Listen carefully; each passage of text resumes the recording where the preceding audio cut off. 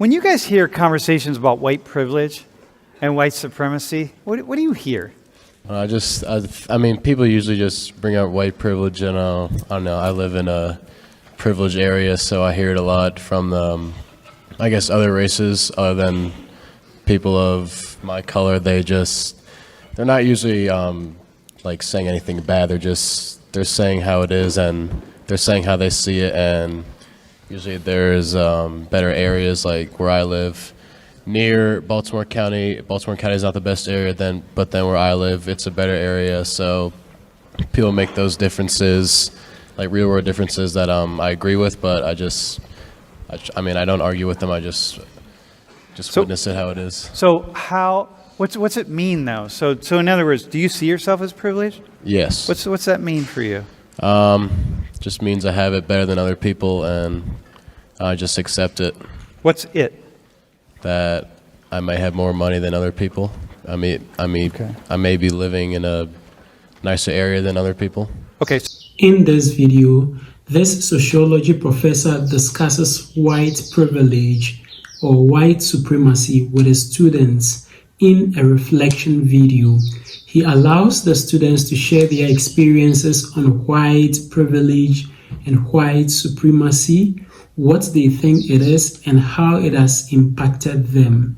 They share their various experiences from their background in this video, and I believe this video will change your general perspective about white privilege or white supremacy. So let's watch the entire video, and we'll come back here and discuss further about it. But before we watch the video, if you haven't yet liked this video, kindly like the video and also subscribe to the channel. Let's watch the video together. Okay, so privilege for you. Privilege, the way this conversation gets defined is that privilege is about resources and about like money and a house and opportunities and this kind of thing. Maya, how about you? I haven't obviously benefited from white privilege, but I do see it. Like I said, I grew up in Northern Virginia, which is a predominantly white area. And so I get to not really experience it, but I get to see other people exerting it in everyday life that they don't really realize or recognize. But I can recognize it from my background and my experiences. So what would it mean to benefit from white privilege for you? Like for like skin color or? Yeah, just what would it, you said, yeah, I haven't really benefited from white privilege. So what do you mean by that? But I haven't really benefited by it, or I've been So I think for myself, I am lighter skinned compared to a lot of other black people, and I do recognize that. I do benefit from it because when I'm in more like white environments, a lot more people will come up to me than to my friends who are of darker complexions, and they feel more ready to be open and more friendly with me. And be willing to give me more, not information, but willing to talk more. Just engage willing to engage, yeah. So you have benefited from white privilege? Yes. But since I'm not white, I'm not getting the full privilege. But since I am lighter, I'm still benefiting from some of it. So what would full privilege look like? So I think full privilege would be, so I went to, I don't know if you've ever heard of this, but George Marshall High School in Vienna, Virginia. So like the population, I think, is 50% white, 30% Asian, and I think 2% black. And so I've grown up a lot around like white people. And so growing up around them, it's more like, it's not, I think a lot of it is you're not, it's unapologetically going after more like what you want or what you think is yours. And so you don't have to think about other people or your circumstances or surroundings. It's more like you're not as inhibited as someone who's kind of more raised with you're kind of, because I was kind of raised with, some things will limit you because you are a woman, because you are black. Yeah. But with having white privilege, it's one less thing limiting you. Okay, so hang on, I'm just going to push on to something here. So you're what class? What social class are you? I said I'm upper middle class. And bro, what? How about you? Say like upper middle. Upper middle. Okay. So wait. So then Maya, but you. Okay, but upper middle. So that allows you to. So you lived then around a certain class of white people also, Yes. right? And so it's white privilege by extension. Yeah. Okay. Devin, what's white? What's when you hear that white privilege? What's that? What's it mean for you? To me, it just means that like my skin color in and of itself does not make my life any harder than someone who is a person of color. Like I will never question if something, if something bad happens to me, was it a result of my skin color? I hope that makes sense. Well, yeah, except that things could happen to you that you could, like, maybe not get a job or something because you're white. Like, someone's getting like, yeah, I can't hire you because you're white. We need more black and brown people. There are all sorts of things that could happen to you. I just want to push on that a little bit. I mean, from my perspective, I grew up in Philadelphia, so I do hear like both sides of, I guess, the white privilege thing from white people. I mean, like there are white people that I know that grew up with not a lot, and so they think that they can't possibly be privileged. Well, But- okay, hang on. Let's go with you, though. So Okay. you identify as lower. Yeah. Or When low- growing up, I was lower middle class. Now I'd say I'm more working class. Okay. Family? Okay. So, but is that? Wait, hang on. You're upper middle class. Lower Middle class. Yeah. lower middle class, working class, right? Can Maya? Wait, do you have more privilege than Maya? Dude, she's living in a really sweet neighborhood, by the way. But I do have white privilege. Would I say that her life is privileged in other ways? I'm sure. But her skin color versus my skin color, I will always get the upper hand. Always? I'd say so. Do you agree with that? Daniel, do you agree with that? She's always going to get the upper hand over Maya?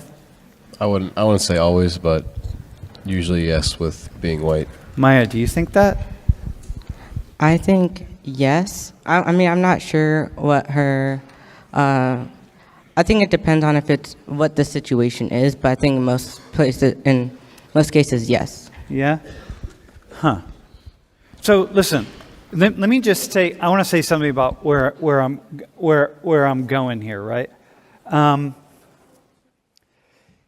For me, as an instructor, we like throw these terms around a lot, like white privilege and white supremacy and whiteness and white this and white that and whatever. Like white people just have power and white people are special and white people whatever, right?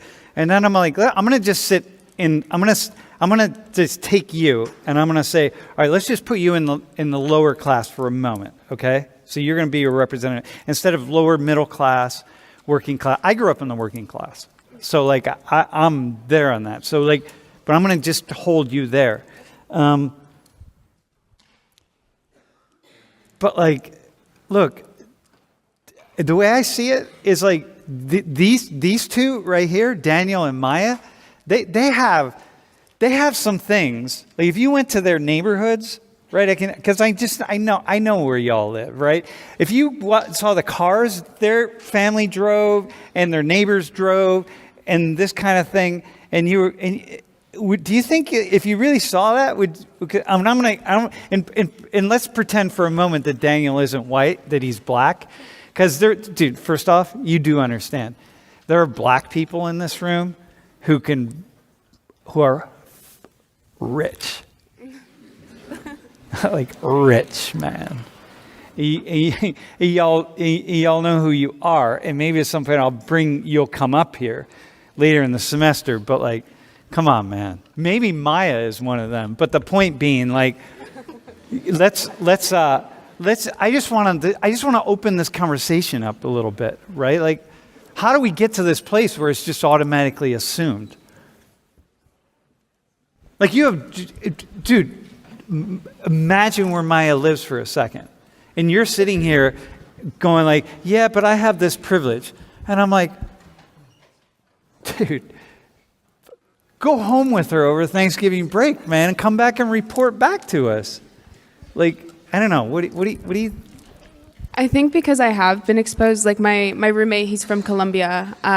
He drives a Benz, and it's like his prized possession. So Wait, Colombia, the country of Colombia? Yeah. Okay. So he has always been somebody that I look up to in his work ethic and whatnot. But I still feel that on the topic of white privilege, it's intrinsic to my identity. You know what I mean? Like there is no, like my social class and my social upbringing is not readable when I walk into a room. What is readable is my skin color. Yeah, I got you. It's kind of like Isabella, right? A little bit, right? Like I know, like if I know the upper class in Quito, so I know where Isabella's from. I know who she is, right? But okay, this is poverty in the U.S. Okay, this is defined in different ways. Look, you got 40 million poor white people in the U.S. What do you say to all those white people? Those 40 million white people? Hang on, look right in the camera, actually. And what do you say to them? Well, poverty isn't always generational, but that is a giant factor in a lot of people's upbringings and how much wealth they have. Because a lot of things that, well, I think I've had discussions before about what is wealth and what's the difference between wealth and having money. Yeah. And having wealth is meaning that you can tide it over to future generations and that they'll be okay. But having money is just you having enough for yourself in this lifetime. Okay. And I think a lot of factors play into, a lot of people do have money, but not a lot of people have wealth. And I think that's a giant thing, that and financial literacy also, and knowing what to do with that. Okay, all right. Now, you know what you just sounded like right there? You sounded like a really privileged, educated, smart American. Forget about the fact that you're black for a second. You sounded like a privileged American in that response right there. But here's what I want you to do. I want you to look into the camera, and I want you to talk to 40 million white people who all have white privilege. So, hang on. White people. 40 million white people. Y'all have a shit ton of white privilege, and no matter what, when you walk into a room, your whiteness is gonna get you things. Like people are just gonna throw shit at you because you're white. You know, that's how it works. But Maya right now, and Daniel and Devin, they're gonna talk to you and tell you how you should think about all that white privilege you have. Okay? All right, so go ahead, man. What are you gonna say? I'm not really sure I understand the question. Well, you got it. Good. Here, I got it. Oh, hang on. Here you go. You ready? Mm-hmm. Hold on. I'll do this. Here's the question. Dude, I'll just sit right here. So I'm one of those white people, okay? And I'm going like, man, the fuck? I have privilege? Like I can go see the doctor. I can't do shit. I'm poor, man. I'm working 3 jobs. I'm barely hanging on. And like,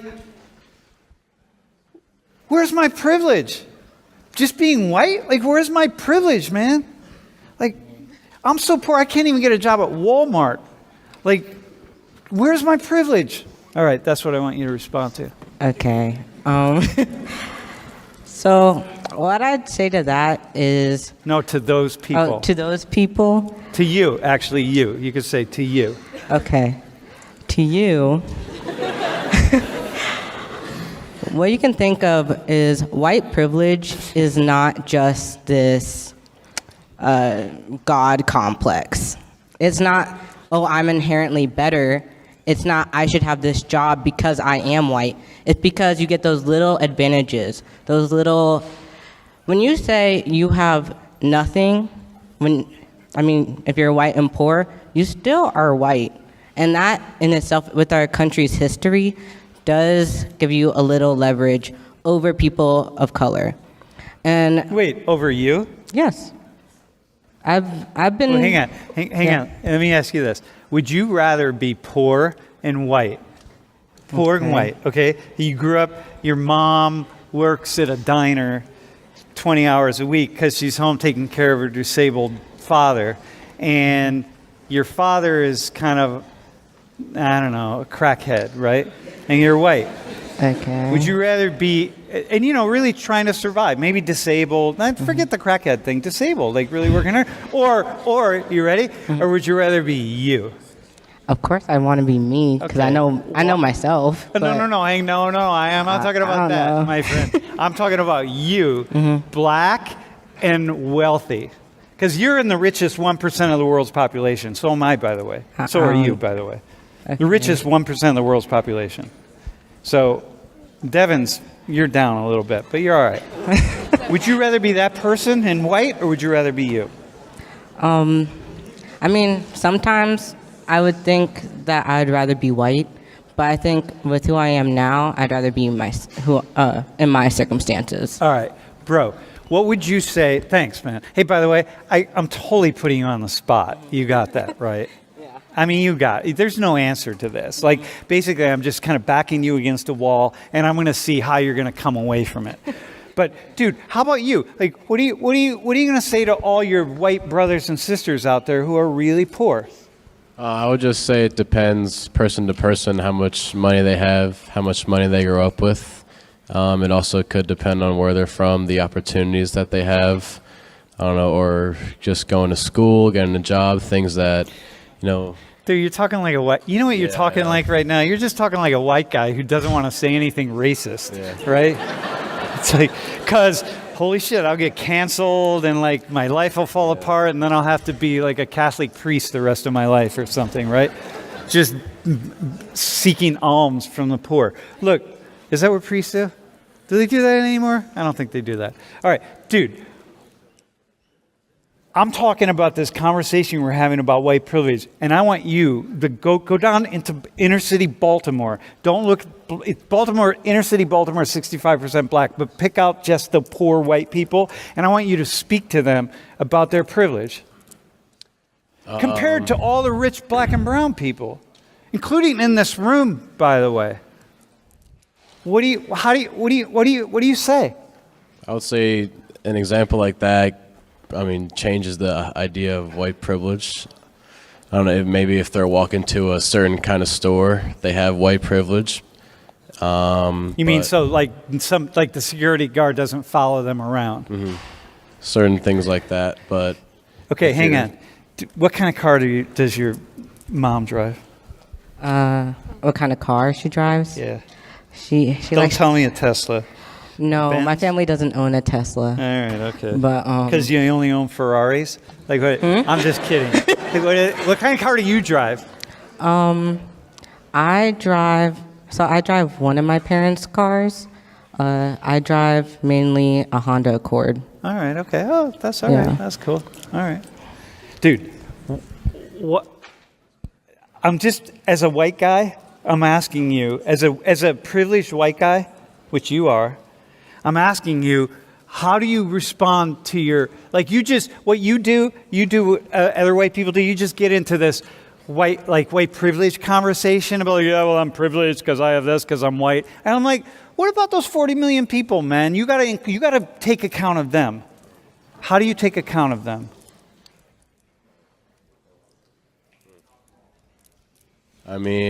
I guess the less wealthy white people, they still can have some white privilege, but they have the thought in the back of their head that there's people like their same skin color that have more privilege than them.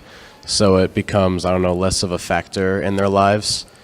But I would say the lower class white people still have some kind of white privilege, even if they don't know it. I don't know. Yeah.